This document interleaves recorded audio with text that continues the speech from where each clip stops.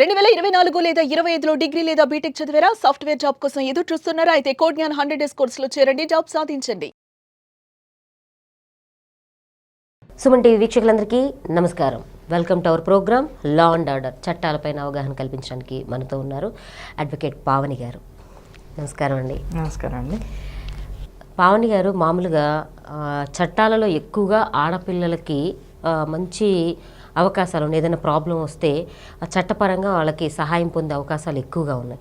అందులో భార్యాభర్తలకు సంబంధించి ఒక కుటుంబంలో ఉంటే పెళ్ళైన తర్వాత కావచ్చు, లేదంటే కొన్ని సంవత్సరాల తర్వాత కావచ్చు, ఎప్పుడైనా సరే భార్యాభర్తల మధ్య గొడవలు వస్తే ఆడపిల్లలకే ఎక్కువగా ఈ చట్టాన్ని పరంగా న్యాయం అనేది వాళ్ళకి జరుగుతుందని చెప్పి బయట ఒక మా మాటలు అనేవి ఎక్కువగా ఉన్నాయి. మరి భర్తలు నిజంగా అంటే కావాలని భార్యలు వాళ్ళ మీద, భర్తల మీద కావాలని కేసు వేస్తే, తప్పుడు కేసులు కావచ్చు, వాళ్ళని బాధ పెట్టాలనో, లేకపోతే వీళ్ళకి వేరే వేరే ప్రాబ్లమ్స్ ఉండి వాళ్ళని ఏదో ఒక రకంగా ఇబ్బంది పెట్టాలనో ఆ కేసులు భర్తల మీద వేసినప్పుడు వాళ్ళు చట్టపరంగా ఏమైనా న్యాయ సహాయం పొందే అవకాశం ఉంటుందంటారా? తప్పకుండా ఉన్నాయండి. ఇది ఒక నిజానికి చెప్పాలంటే ఇది ఒక హాట్ టాపిక్. ఇప్పుడు మీరు చాలామంది మీతో కూడా అని ఉండొచ్చు, ఏంటి అంటే ఎంతసేపు మహిళలకైనా అన్నీ. ఇప్పుడు భర్త బాధితులే కాదు, భార్య బాధితులు కూడా చాలా మంది ఉన్నారు. కొన్ని సంఘాలు కూడా ఏర్పడ్డాయి. అవునండి, భార్య బాధిత సంఘాలని కూడా ఏర్పడ్డాయి. ఇది వాస్తవం అండి. ఎందుకంటే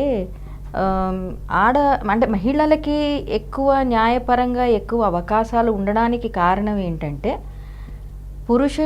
పురుషాధిక్య సమాజం అన్నది. కాబట్టి ఒక మగవాడు మహిళ పైన ఎక్కువ అత్యాచారానికి కానీ దురాచారానికి కానీ చేస్తాడు అన్న ఉద్దేశాలతోటి మహిళలకి అనుగుణంగా చాలా చట్టాలు ఏర్పడ్డాయండి. అని ఉత్తరోత్తర ఏం జరిగిందంటే చాలా వరకు మార్పులు జరిగినాయి.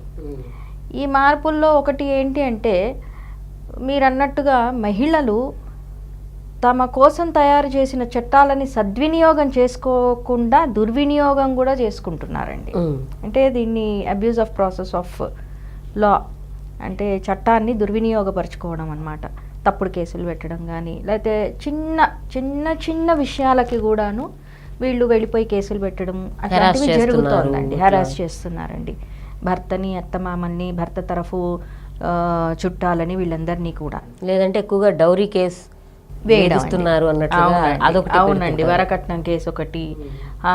భర్త, అతని తరఫు చుట్టాలు అందరూను, బంధువులందరూను హెరాస్ చేస్తున్నారని ఒకటి. తర్వాత గృహహింస చట్టం ఒకటి. ఇట్లాంటివన్నిటినీ కూడా ఉన్నాయండి. తప్పుడు కేసులు పెడుతున్న భార్యలు కూడా ఉన్నారు. అట్లాంటివి చాలా కేసెస్ మేము డీల్ చేస్తున్నాను. నేను పర్సనల్గా నేను చాలా డీల్ చేస్తున్నాను అట్లాంటివి. ఓకే. ఇలాంటి విషయాల్లో ఏంటంటేనండి, ఒక భార్య భర్తని వదిలేసి వెళ్ళిపోయింది అనుకోండి. అంటే మామూలుగా మనం అన్నీ వినేవి ఏంటంటే భర్త అని కానీ అత్తమామలు కానీ ఇంట్లోంచి వెళ్ళగొట్టేశారు అన్నది వింటూ ఉంటాం. ఓకే. దానికి ఏంటి అంటే section 9 of Hindu marriage act ప్రకారము రెస్టిట్యూషన్ ఆఫ్ కాంజుగల్ రైట్స్ అని ఉందండి. Okay. Restitution of conjugal rights under section 9 of Hindu marriage act. Okay. ఇది ఏంటి అంటే ఇది ఇద్దరికి వర్తిస్తుందండి, భార్యాభర్తలు ఇద్దరికిను. ఏంటి అంటే భార్య కానీ భర్త కానీ తన అత్తగారింటిని వదిలేసి భార్య వెళ్ళిపోయినా, లేకపోతే భార్యను వదిలేసి భర్త వెళ్ళిపోయినా, వీళ్ళు ఈ సెక్షన్ కింద కోర్టులో అప్లికేషన్ పెట్టుకోవచ్చండి. ఓకే. ఇప్పుడు భార్య వదిలేసి వెళ్ళిపోయింది, భర్త కోర్టులో వేసుకోవచ్చు. ఏమని అంటే, నా భార్య తోటి నాకు సో అండ్ సో నాడు పెళ్ళయింది, ఇలా ఇలా ఉంది, ఈ పరిస్థితుల్లో తను నాకు చెప్పకుండా నన్ను వదిలేసి వెళ్ళిపోయింది, రమ్మంటే రావట్లేదు, నేను వెళ్ళి తీసుకొస్తానన్నా రావట్లేదు, రమ్మన్నా కూడా రావట్లేదు. ఈ పరిస్థితుల్లో కోర్టు వారు నా భార్యని వచ్చి నా ఇంటికి వచ్చి నాతో కాపురం చేయమని డైరెక్ట్ చేయండి, ఆర్డర్స్ పాస్ చేయండి అని అడగడానికి ఒకటి ఉంటుందండి. అంటే జనరల్గా మనం ఏమంటుంటామంటే, నా భర్త నన్ను వెళ్ళగొట్టేశాడు, నన్ను ఇంట్లోకి రానివ్వట్లేదు అని. లేదు అని అంటే, నా భార్య వదిలేసి వెళ్ళిపోయింది, రమ్మంటే రావట్లేదు, ఏం చేయాలి నేను అని అనుకుంటూ ఉంటారు. అలాంటి వాళ్ళకి ఫస్ట్ ఇది ఒక సొల్యూషన్ అండి. ఇది అయిపోయిందండి. ఈ తర్వాత ఒకవేళ భార్య భర్త పైన 498A IPC క్రింద, అంటే harassment by husband and his relatives, um. ఆ సెక్షన్ 498 ఐపీసీ కింద భర్త తల్లిదండ్రుల మీద, ఇతర బంధువుల మీద ఒక కేసు, దాంతోపాటు డౌరీ ప్రొహిబిషన్ యాక్ట్ కింద వరకట్నం వేధింపుల ఒక కేసు, ఉమ్. ఇవి గనక వేసి దీంతో పాటు డొమెస్టిక్ వైలెన్స్ యాక్ట్ అంటే గృహహింసా చట్టం కింద కేసు, ఉమ్. మళ్ళీ సెక్షన్ 25 ఆఫ్ సిఆర్పిసిలో మెయింటెనెన్స్కి కేసు, ఇవన్నీ వేయడానికి ఆస్కారం ఉంటుందండి మహిళకి. ఓకే. భర్తకి అగెయిన్స్ట్గా అతని బంధువులు, వాళ్ళ తల్లిదండ్రుల మీద, అంటే అత్తమామల పైన ఉమ్. ఇలా వేసుకునే పరిస్థితిలో భర్త ఎలా డిఫెండ్ చేసుకోవాలి, ఓకే. ఇది చాలా ఇంపార్టెంట్ అయిపోయిందండి ఇవాళ రోజున. ఎందుకంటే చాలా కేసుల్లో ఏం చేస్తున్నారంటే భార్య చిన్న మాట పట్టింపుకి అమ్మగారింటికి వెళ్ళిపోవడం, అక్కడ తల్లిదండ్రులే కావచ్చు, చుట్టుపక్కల వాళ్ళే కావచ్చు, లేకపోతే తనకి తనే కానీ నన్ను అంటాడా, నన్ను అలా చేస్తాడా, నేను ఇది అనుకుంటూ చిన్న చిన్న గొడవలకి కేసులు పెట్టేసుకోవడం, కాపురాలు కూల్ చేసుకోవడం, ఇట్లాంటివి చాలా జరుగుతున్నాయి. ఇలాంటప్పుడు ఏంటంటే భర్తకి ఏంటి ఉంది అవకాశం, ఏదైనా మనస్పర్ధలు వచ్చి భార్యాభర్తల మధ్య గొడవలు అవుతున్నాయి, ఈ అమ్మాయి ఇలాంటివి తప్పుడు కేసులు పెట్టే అవకాశం ఉంది అన్నది గనక భర్త గ్రహించగలిగి బయటపడికితే పోలీస్ కంప్లైంట్ ఒకటి లాడ్జ్ చేయాలండి ఫస్ట్. ఓకే. నాకు నా భార్యకి పెళ్లి జరిగింది, మేము ఇలా కాపురం చేస్తున్నాం, ఈరోజు ఇక్కడ ఫలానా చోటు ఉంటున్నాము, పిల్లలు ఉంటే పిల్లల గురించి, ఈ వైవాహిక జీవితంలో తన ప్రవర్తన ఇలా ఉంది, తను నా మీద, నా తల్లిదండ్రుల మీద, ఇతర బంధువుల మీద తప్పుడు కేసు పెట్టే అవకాశం ఉంది, ఈ అమ్మాయి వల్ల నాకు థ్రెట్ ఉంది అంటూ ఒక పోలీస్ కంప్లైంట్ అతను లాడ్జ్ చేయగలగాలి. ఇది చేయడం వల్ల ఏంటంటే ఇది ఒక షీల్డ్ లాగా అయిపోతుంది అతనికి. అంటే యాంటిసిపేటింగ్, ముందరే అతను గ్రహించగలిగితే వీళ్ళు ఇలాంటి స్టెప్ తీసుకుంటారని, అది చేయగలిగితే అక్కడికి ఒక స్టెప్ వేసినట్టు అవుతుందండి. ఇది ఇతనికి కొంచెం సేఫ్ సైడ్ ఉంటుంది. ఇది వేసిన తర్వాత, ఇది కంప్లైంట్ ఇచ్చిన తర్వాత ఒకవేళ భార్య అతని మీద కేసులు పెడితే, నేను ఆ రోజు కంప్లైంట్ ఇచ్చాను, నా భార్య ఇలా నా పైన తప్పుడు కేసులు పెట్టే అవకాశం ఉందని, అదే నేను ఊహించినదే నిజమైంది, వాళ్ళ తప్పుడు కేసు పెట్టింది, ఇది తన ప్రాబ్లం, అది నేను తనకి ప్రాబ్లం చేయట్లేదు, తనే నన్ను హెరాస్ చేస్తోంది అన్నది ఇతను గనక ఎస్టాబ్లిష్ చేసుకోగలిగితే అరెస్ట్ లాంటివి కానీ తర్వాత కేసులో ఇతను బయటపడటానికి కానీ చాలా ఈజీ అవుతుంది. ఓకే. అది ఒక పద్ధతి అన్నమాట. ఇంకొకటి, ఇప్పుడు భర్త భార్యని కొట్టడం కాకుండా భార్య భర్తని కొడుతున్నా కూడా చాలా కేసులు ఉన్నాయండి. అలాంటప్పుడు ఏంటంటే మనకి ఐపీసీలో సెక్షన్స్ ఉన్నాయండి, హర్ట్, గ్రీవియస్ హర్ట్ అని సెక్షన్ 323. ఈ సెక్షన్స్ కింద సదరు భార్య మీద భర్త కేసు పెట్టొచ్చండి. అంటే మామూలుగా తెలిసింది ఏంటంటే భార్య మాత్రమే భర్త మీద కేసు పెట్టొచ్చు అని, అలా కాకుండా ఒకవేళ భార్య భర్తని కొడుతున్నా, హింసిస్తున్నా భర్త కేసు పెట్టొచ్చు. Okay. Section 506 criminal intimidation, threat చేస్తుంటే ఈ అమ్మాయి ఏ విధంగానా కానీ పోలీస్ స్టేషన్లో కేసు తీసుకుంటారండి తప్పకుండా. ఒకవేళ ఈ అమ్మాయి అతన్ని భయపెడుతుంటే, థ్రెటనింగ్ చేస్తుంటే 506 కింద, లేదు నిన్ను చంపేస్తాను అని అంటే 506 part 2 కింద సదరు భర్త భార్య మీద కేసు పెట్టవచ్చు, ప్రొవైడెడ్ ఏదన్నా సాక్ష్యం ఉండగలగాలి. ఇప్పుడు నలుగురి మధ్యలో కనుక తను తిట్టింది అనుకోండి, అది మళ్ళీ డిఫమేషన్ కింద కూడా తీసుకోవచ్చు. అంటే భార్య భర్తను తిట్టకూడదు అది ఇది లేదండి.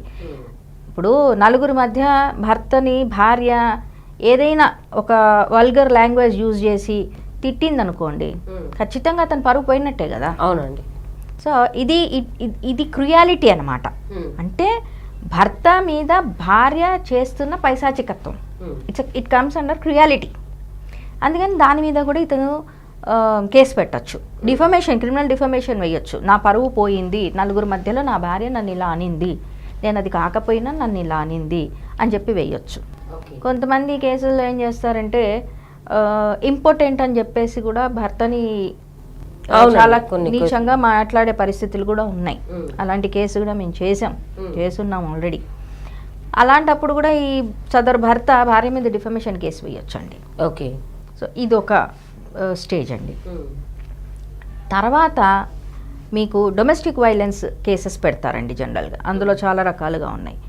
ఇందులో గనక భర్త ప్రూవ్ చేసుకోగలిగితే, హరాస్ చేసింది నేను కాదు భార్య అని ప్రూవ్ చేసుకోగలిగితే కేసు నిలబడదండి. ఓకే, అంటే అట్లా చేసుకోవడానికి అవకాశాలు ఉన్నాయండి. ఇప్పుడు కావాలని ఏదో తప్పుడు కేసు పెట్టిందనుకోండి భార్య, భర్త దగ్గర ఏదో ఒకటి ప్రూఫ్ అనేది ఉంటుంది కదా, పక్కన వాళ్ళు మాట్లాడడమో చెప్పడమో ఏదో. అంటే ఇతను ఎంత బాగా చూసుకున్నా కూడా భార్య తప్పుడు కేసు పెట్టింది, నాకు మెయింటెనెన్స్ ఇవ్వట్లేదు, నాకు తిండి పెట్టట్లేదు అన్న అట్లాంటివన్నీ ఎలిగేషన్స్ పెడుతూ కేసు వేస్తారండి జనరల్గా. అంటే ఇది డొమెస్టిక్ వైలెన్స్ కేసులో ఎక్కువ ఏంటంటే మానిటరీ రిలీఫ్ తొందరగా వస్తుందని చెప్పేసి. అలాంటప్పుడు ఏంటి అని అంటే, ఈ భర్త ప్రూవ్ చేసుకోగలిగాడు అనుకోండి కేసు నిలబడదండి. ఏ కేసు అయినా అంతే, ఎవరైనా ప్రూవ్ చేసుకోవాల్సిందే. ఎవరు భార్య వేసినా భర్త వేసినా ప్రూవ్ చేసుకుంటేనే కేసు నిలబడేది సాక్ష్యాధారాల పైన.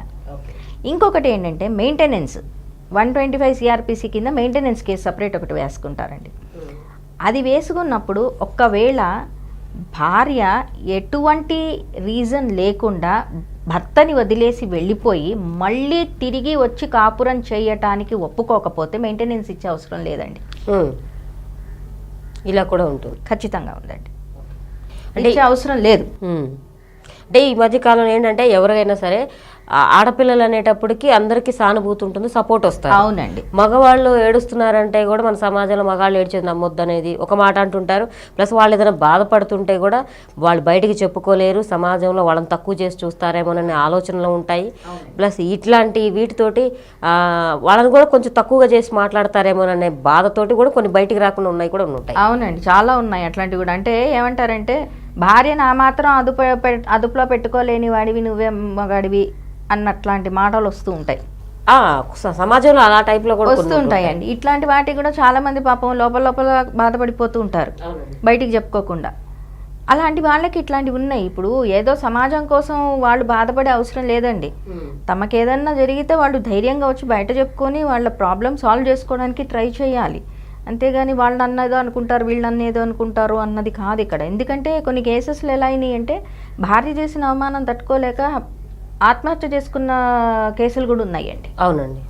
అలాంటప్పుడు అట్లా ఎవరైనా సూసైడ్ చేసుకుని చనిపోతే ఆ భర్త యొక్క బంధువులు కానీ తల్లిదండ్రులు కానీ 306 IPC కింద అమ్మాయి పైన కేసు పెట్టొచ్చండి. ఓకే, అతను చనిపోయినాడు కదా ఆవిడ వల్ల, ఆవిడ పెట్టిన హెరాస్మెంట్ వల్ల, ఆ క్రుయాలిటీ వల్ల, అది కూడా చేయొచ్చండి. ఎందుకంటే జనరల్గా మనకి డౌరీ డెత్ అని ఉంటుందండి. అంటే ఒకవేళ మహిళ చనిపోయింది అనుకోండి, 304B కింద డౌరీ డెత్ కేసు కడతారండి. ఇప్పుడు మరి భార్య హెరాస్మెంట్ వల్ల భర్త చనిపోతే ఏంటి, 306 IPC. ఓకే, ఇవన్నీ ఏంటి అని అంటే మహిళలకి కావాల్సినవే ఎక్కువ చెప్తూ వచ్చారు, కానీ ఇలాంటి బాధిత భర్తల కోసం ఏమున్నాయి అన్నది ఎక్కువ మనకి అవగాహన లేకపోవటం వల్ల పాపం వాళ్ళకి తెలియట్లేదు. కొన్ని వేల మంది బయటికి వచ్చిన వాళ్ళు ఉన్నారండి, రాని వాళ్ళు ఇంకెంతమంది? చాలా మంది ఉన్నారండి. రాని వాళ్ళు అంటే వాళ్ళకి తెలీదు ఈ అవకాశం ఉంది అన్నది తెలీదు. IPCలోనే చాలా ఉన్నాయండి సెక్షన్స్. నేను చెప్పినట్టు 323 ఉంది, 506 ఉంది, డిఫమేషన్ 499 ఉంది. తర్వాత మీకు ఒకవేళ మెయింటెనెన్స్ కోసం వేస్తే తనంతట తను వెళ్ళిపోయి మళ్ళీ రావడానికి ఇష్టపడకపోతే కనుక అది భర్త ఎస్టాబ్లిష్ చేయగలిగితే మెయింటెనెన్స్ ఇచ్చే అవసరం లేదు. డొమెస్టిక్ వైలెన్స్ కేసెస్లో ముందర ఏదైనా ఇంటరిమ్ ఆర్డర్స్ పాస్ చేసినా కూడా ఫైనల్ కేసు అన్నది ఎప్పుడు ఇంపార్టెంట్ అండి మనకి. ఫైనల్ కేసులో ఇతని మీద ఇట్లాంటి ఎలిగేషన్స్ ఏవైతే పెట్టి ఉంటారో అవన్నీ కూడాను అతను చెప్పుకోగలిగితే ఖచ్చితంగా ఏవి నిలబడవండి. సో ఇది ఖచ్చితంగా భార్యాబాధిత భర్తలు కూడా వీటిని అవగాహన రావాలి వాళ్ళకి. వాళ్ళు కూడా న్యాయపరంగా చట్టపరంగా వాళ్ళకున్న అవకాశాలని సద్వినియోగం చేసుకోవాలని నా ఉద్దేశం. చాలా మంచి విషయం తెలియజేశారండి. ఎందుకంటే చాలామంది సఫర్ అవుతుంటారు, ఇళ్లలో కనిపించని టార్చర్ అనుభవించే మగవాళ్ళు కూడా ఉన్నారు, భర్తలు ఉన్నారు. వాళ్ళకి ఏంటంటే బయటకు వచ్చి చెప్పుకుంటే సమాజంలో తక్కువగా చూస్తారేమో అనేది ఆలోచన కొంత ఉండొచ్చు, లేదా చట్టాలపైన అవగాహన తక్కువ ఉండొచ్చు. కానీ ఇప్పుడు మీలాంటి వాళ్ళు చెప్పడం వలన వాళ్ళకు కూడా కొంచెం ధైర్యం వచ్చే అవకాశం ఉంటుందండి. ఎందుకంటే భార్య తరపున వాళ్ళు, కుటుంబ సభ్యులందరూ వీళ్ళని ఏమైనా చేస్తారేమోనని భయం కూడా కొంతమందిలో ఉండిపోతుంది.